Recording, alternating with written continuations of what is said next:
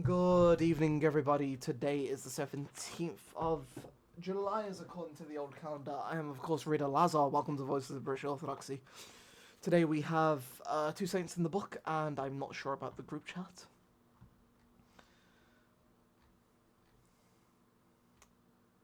Oh, wait, that's yesterday. Oh, okay, Okay, we have no entries in the, group chat, I don't think. Okay, never mind, I guess we're just reading from the book today.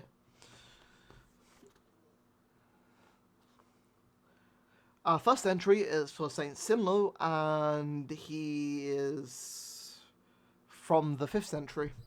Saint Sinlo seems to have been a late 5th century, so he is from the 5th century, and he seems to be a late 5th century Welsh saint. Though there is no reliable information on his life extant, there are several churches dedicated to him in Wales. According to a local tradition, his knee imprints are said to exist in a rock near Felinginlo Farm, just outside of Llangwardmor in Ceredigion.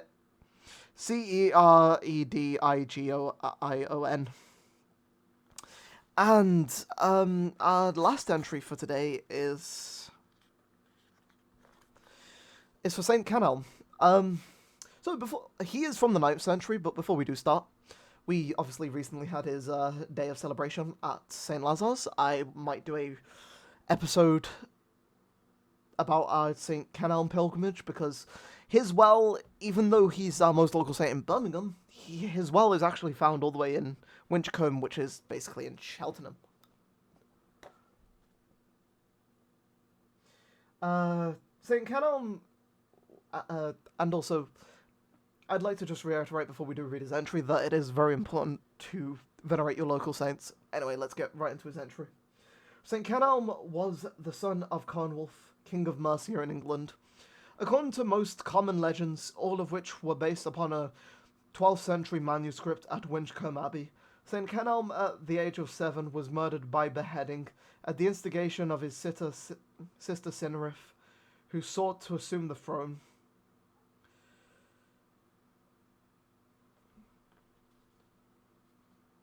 It doesn't mention this, but I also want to just point out that he has two sisters. So, Cynrith, who wanted the throne, and then he has a nicer sister, which, for whatever reason, isn't actually mentioned here. Anyway, his body was buried in an unmarked location in the Forest of Clent. Kenelm's soul is then said to have arisen in the form of a dove carrying a scroll, which flew to Rome, where it dropped the scroll at the feet of the Pope. The message on the scroll read, "Lo, in a mead of kind of fawn, a head bereft, lieth poor Kenelm king-born." The Pope then wrote the Archbishop of Canterbury, who commissioned a party from the Mercian capital, Winchcombe, to seek the body. As they searched, they saw a pillar of light shining over a thicket in Worcestershire. Buried beneath it, they found the body of St. Kenelm. The monks transported his relics to Winchcombe Abbey, where they were enshrined and remained for several hundred years. However, the wider historical records support... Okay. Do I have to read this next part? You know what, it's a part of the entry, even though... Apparently, according to the author of these books, however, the wider historical record supports none of this.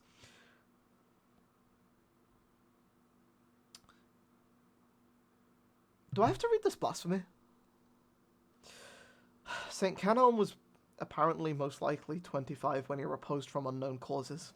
His sister Cynrith, who had received monastic tonsure at the time of her father's death, was the abbess of Minster and Fanet at the time of her brother's repose, AD 821. Regardless of the accuracy of the legend, St. Kenelm was universally venerated as a saint and martyr in medieval England.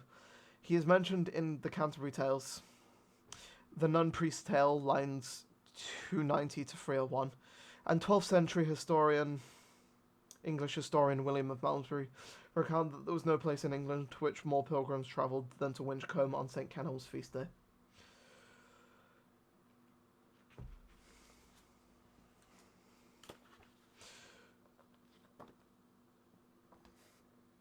I mean, obviously I don't know if this needs to be said, but yeah, he had two sisters. one of which convinced a simp to kill him so that she could get the throne, and in turn she promised marriage. I don't know if she actually ever went through. I'm pretty sure somewhere I might actually have a proper like thingy that has the entry from when we went to the church last year. But I also wait.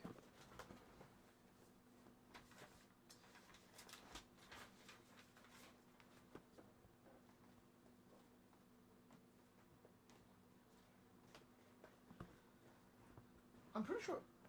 I don't really want to waste too much of your time, but.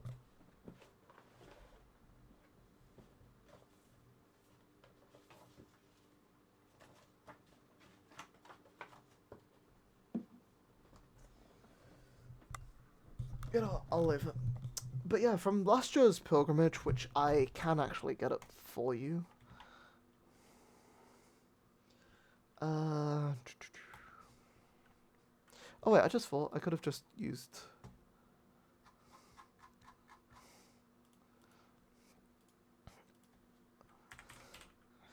Instagram/Ordatsaric. I hope this doesn't count as self-promotion. I'm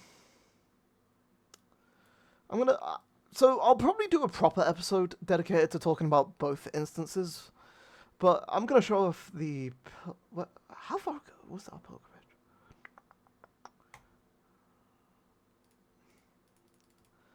Okay, wait, I think this is it, right?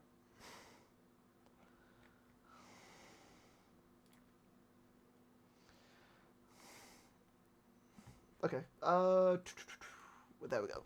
So, the quality of these images is not the greatest, but, so, this is what we did last year. So, last year we had I've been able to celebrate the Mercian Saint Kenelm at the church, which stands where he was martyred.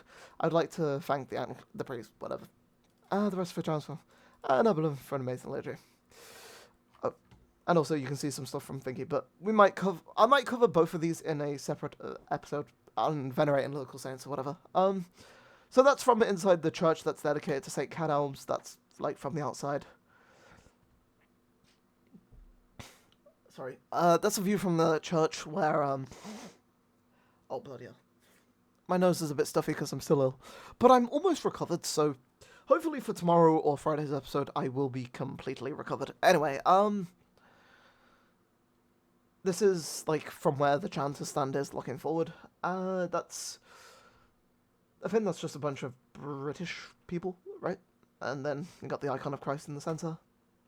And I believe, if I remember correctly, this depicts the martyrdom.